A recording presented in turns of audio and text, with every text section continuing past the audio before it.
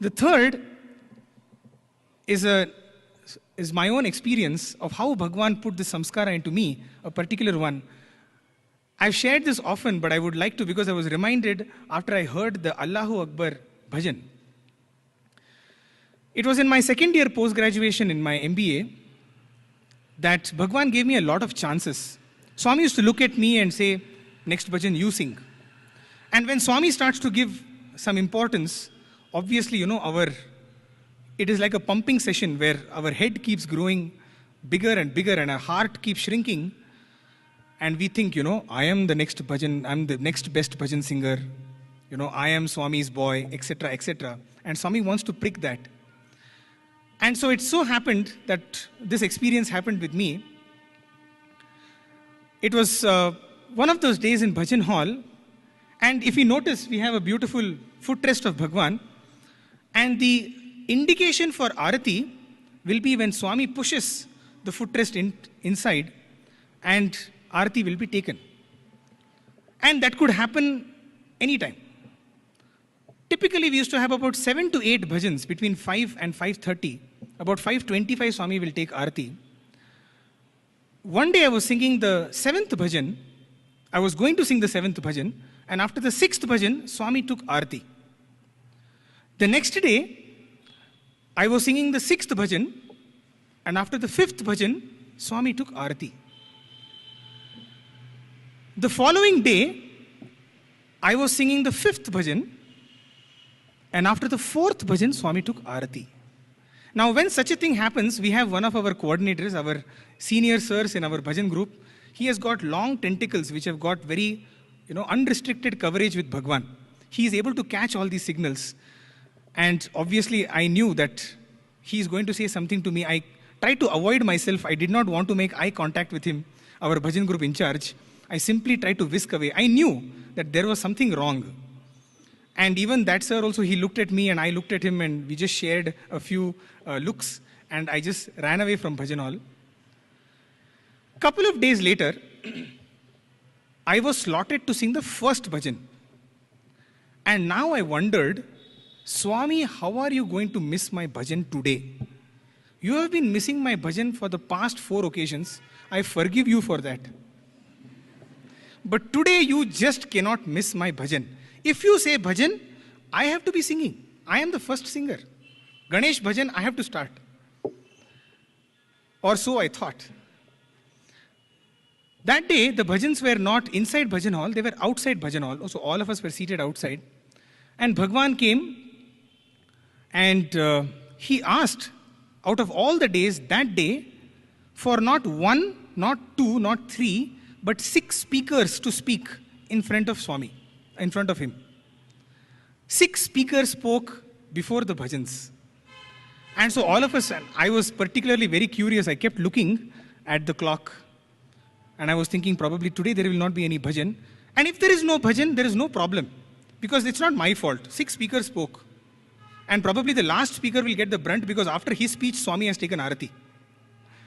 So I was seated over there and I was keenly looking at the clock.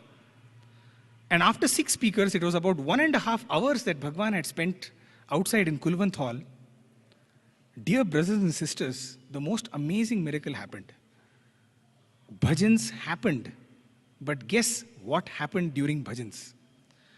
Even as the 6th speech got over, Swami asked for bhajans and then looked at the set of primary school students who had come and said, today you will sing bhajans. Oh my God. The primary school children led the bhajans that day. Swami sat for half an hour listening to their bhajans. Of course, it was a moment for them to cherish, in fact. And it was a moment for me to introspect. Swami had given me the slip, thinking I thought I am going to be the first singer of the day. Swami had a way to even bypass that. Obviously, after that, Sir walked up to me and said, brother, take rest. Take stock of the position, of your position. What is happening? Why is Swami doing this? And so for the next 15 days, I used to sit at the back of the bhajan group and I used to follow bhajans. And every day I used to cry, Swami, what have I done? What should I do? Swami, please forgive me. And these were the kind of prayers inside. In fact, to drive home the point so deep into me, one day Swami even asked the Vedam people to sing bhajans. He did not allow. I'm sure some of the brothers over here will be remembering that. Swami made the Vedam people to sing bhajans. They were atrociously beautiful bhajans. Atrocious for so-called music connoisseurs, but beautiful for Bhagwan. Swami simply enjoyed the bhajans that day. To drive home the point deep within, he was doing this. I felt at that moment, several people around Kulwant Hall were getting their chances only to drive home the point into my mind. And it was about 20 days since this event happened. And one day, sir looked at me and said, okay, why don't you sing today? It was my so-called day of redemption. I was singing the third bhajan. Swami came out, he was sitting in Kulwant Hall. That day, Swami called 4 speakers to speak. The whole session went on for about an hour 15 minutes. And I kept looking at the watch. And at the end of the 4th speaker, Swami said, Rendu bhajan padandi. I said, Swami, what is your problem? All you need to do is lift up this one more finger. I am the 3rd singer. Please. This will be like the end of my bhajan career. If today you get up before my bhajan, I don't know when again will I sing in front of you, Swami. Please don't do this to me. And of course, the 3rd finger never went up. The 2 bhajans continued.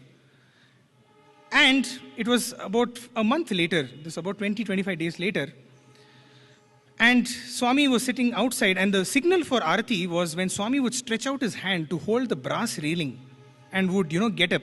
And that would be the sign for the Arati to be taken. And even as the 2nd bhajan was getting over, and I had never prayed, probably the first time I prayed was when I was seated as a little boy. Bhagwan, how could you do this to me? And the next time I was very, very strongly broadcasting my prayer, Swami, please, Swami, please, Swami, please. And as I was crying out like this to Bhagwan, 2nd bhajan gets over, Swami stretches out his arm, his right arm to hold the brass railing. And even as the Pujari sir lights the Arati, with the left hand Swami says, let us have one more bhajan. Inkokkati bhajan. Inkokka bhajan, Swami said. And that day I sang this very same bhajan, Allahu Akbar, Allahu Akbar, Allahu Akbar. You know what is the meaning of Allahu Akbar? Allah, you are great. And that day I meant every word of what I was saying. Swami, you are great. Allah, you are great. And Bhagwan stood for the entire bhajan. Okay, and with the gestures that only the Lord can do, this beautiful waving of the arms. Okay, he stood for my entire bhajan. And after the bhajan, he looked at the Pujari and said, now let us have Arati. That was the day when he told me that for the sake of teaching us a lesson, Swami can even take up pain upon himself. It was a time when Bhagwan was suffering, was having a little bit of pain in his fractured hip. In spite of that, Swami had stood for the entire bhajan just to let me know that he had heard my prayers and the lesson that I was supposed to learn, better not have ego. Otherwise, he goes. When you have ego, he goes.